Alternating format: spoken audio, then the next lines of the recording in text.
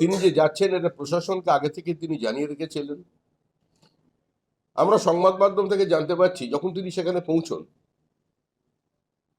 প্রথম জায়গায় গিয়ে দেখা গেল যেখানে হিয়ারিং হবার কথা সেখানে বসে আঁকো প্রতিযোগিতা চলছে। শুনছি উনি নাকি জানতে চান কিভাবে এখানে হিয়ারিং সম্ভব, বলে সেটা জানা নেই। প্রতি বছর এখানেই হয় এবং সেজন্য আজকের দিনটাই আমি স্থির করেছি। এরপরে তিনি যখন মগরাহাট 2-এ পৌঁছলেন, সেখানে কিছু মহিলা তারা বললেন যে বিজেপির দালাল দূর হটো। সেখানেও তিনি ঢুকতে পারলেন না।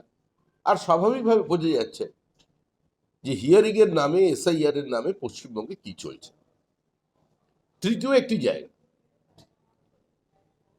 প্রশাসনকে সেটা জানানো ছিল না। তিনি যখন পৌঁছলেন তখন সেখানে দেখলেন এ ধরনের প্রতিরোধ করবার মতো বা এ জাতীয় সংবিধান বিরোধী স্লোগান দেবার মতো কেউ সেখানে নেই। সেখানে হিয়ারিং এর কাজ কিছুটা চলছে। এইটাই হচ্ছে পশ্চিমবঙ্গের বর্তমান চিত্র। সাধারণ মানুষকে ভীত সন্ত্রস্ত করে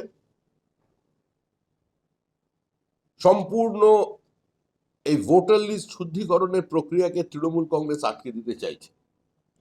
আমরাও দলের পক্ষ থেকে বলছি, যদি সম্পূর্ণ এসআইআর না হয় তাহলে নির্বাচন করা যাবে না। এসআইআর কে শেষ করতে হবে। হিয়ারিং কে একদম শেষ দিন পর্যন্ত টেনে নিয়ে যেতে হবে। এভাবে বিভিন্ন জায়গায় বিভিন্ন তৃণমূল কংগ্রেসের নেতা, বিধায়ক, মন্ত্রীরা যেভাবে এই প্রসেসকে বাধা দিচ্ছেন, যেভাবে তারা যে কোনো মূল্যে হিয়ারিং বন্ধ করবার চেষ্টা করছেন তাদের জালিয়াতিকে ঢেকে রাখার জন্য, তাহলে সেটা যদি নির্বাচন কমিশন শেষ করতে না পারে, আমরাও প্রয়োজনীয় ব্যবস্থা নেব পশ্চিমবঙ্গে, তাহলে নির্বাচন হবে না। এরপরে যদি নির্দিষ্ট তারিখে নির্বাচন না হয় তার জন্য দায়ী থাকবে তৃণমূল কংগ্রেস।